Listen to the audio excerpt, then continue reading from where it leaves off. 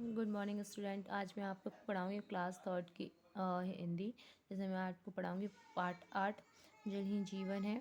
इसमें प्रस्तावना है। इस पार्ट में जल के महत्व को बताया गया है। जल के बिना कोई भी जीवित नहीं रह सकता है। जैसा कि आप सभी जानते हैं कि हम पानी के बिना जीवन नहीं हमारा जीवन जो है पानी के बिना नहीं है। हम बिना पानी के नहीं रह सकते हैं। तो यहाँ पे हम इसी चीज़ के बारे में बताएंगे आपको। हाँ, ये जो पार्ट है इसमें मैं आपको पढ़ के बताऊंगी और इसे आपको ध्यान से सुनना है और इसे समझने मतलब इसके महत्व को जल के महत्व को समझना है। बच्चों, क्या तुम मुझे जानते हो? मतलब ये कौन है? ये पानी अपने बारे में पूछ रहा है। मैं वो हूँ जिसके बिना जीवन की कल्पना भी नहीं की जा सकती है। पेड़ पौधे, मनुष्य और जीव जंतु सभी को मेरी ज़रूरत होती है। पहचानना मुझे, मैं हूँ पानी, है ना। मुझे जल भी कहते हैं। तो मेरे बिना नहीं रह सकते। तुम्हें मेरी ज़रूरत का एहसास उस समय सबसे अधिक होता है जब तुम्हें बहुत तेज प्यास लगती है। मेरे महत्व को देखते ही तो कहा जा सकता है कि जल ही जीवन है। तुमने देखा होगा कि यदि मैं पेड़ पौधों को ना मिलूं तो वे उदास होकर मुरझा जाते हैं। वैसे तुम्हारे भी तो मैं बहुत काम आता हूँ, जैसे पीने में, खाने बनाने में, नहाने में, कपड़े धोने में इत्यादि।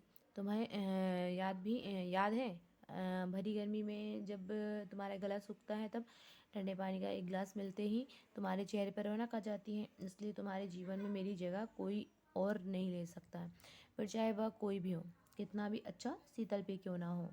सही कहा है ना। मतलब ये चीज़ें आप यहाँ देखो, आप सबको पता होना चाहिए कि ये हम पानी का यूज़ किस किस चीज़ में कहते हैं। जैसे बारिश आती तो नदी नाले भर आता है।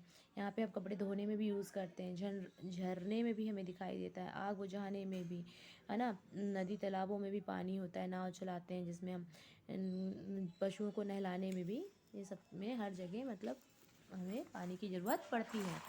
फिर है इसी में यदि एक दिन मैं तुम्हारे घर ना आऊँ तो मम्मी चिल्लाना शुरू कर देती, अरे आज पानी नहीं आया, काम कैसे होगा? मेरे बिना तुम्हारे सारे काम अटक जाते हैं ना। अच्छा, क्या तुम जानते हो कि मैं कहाँ से आता हूँ? चलो मैं ही बताता हूँ। मैं बारिश के रूप में झमझम पृथ्वी पर आता हूँ और झील, तालाब, जलाशयों, नदियों में जमा हो जाता हूँ। नदी का जल सागर में जाकर मिलता है और पानी का विशाल भंडार बन जाता है। एक बात और, मैं मीठे और खारे दो रूपों को में पाया जाता हूँ। मीठे जल का उपयोग पीने के लिए किया जाता है। सागर में पाए जाने वाला पानी खारा होता है। अब तो मुझसे बिजली भी पैदा की जा सकती है। चौंक गए ना। वैज्ञानिकों ने नदियों पर मेरे जल को रोकने बांध बनाने भी शुरू कर दिए हैं ताकि मुझसे बिजली पैदा कर देश के फैले बिजली संकट को निपटाया जा सके। मैं तुम्हारे लिए इतना उपयोगी हूँ, फिर भी तुम मुझे प्रदूषित किए जा रहे हो।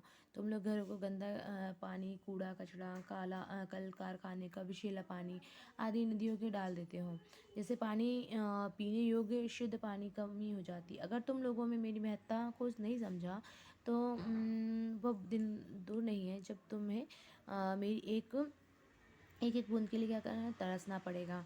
वैसे मुझे ये बात अच्छी लगी है कि अब लोग जल प्रदूषण की समस्या की ध्यान दे रहे हैं। मुझे प्रदूषित होने से बचने के लिए नदियों आदि को साफ किया जा रहा है। मेरी बर्बादी रोकने के लिए लोगों को कई तरह की जानकारी भी दी जा सक रही है। मैं तुम लोगों को इस सजगता से खुश हूँ कि जब तुमसे विदा लेते हुए यही कहूँगा कि जल बचाओ, जीवन बचाओ। जैसा कि बच्चों आप सभी जानते हैं कि जल क्या है, हमारे जीवन के लिए बहुत उपयोगी होता है। इसलिए हमें अपने जल को वेस्ट नहीं करना है, बर्बाद नहीं करना है। हमारा जल ही जीवन है, इसलिए पानी को वेस्ट नहीं करना है। ओके बच्चों, थैंक यू।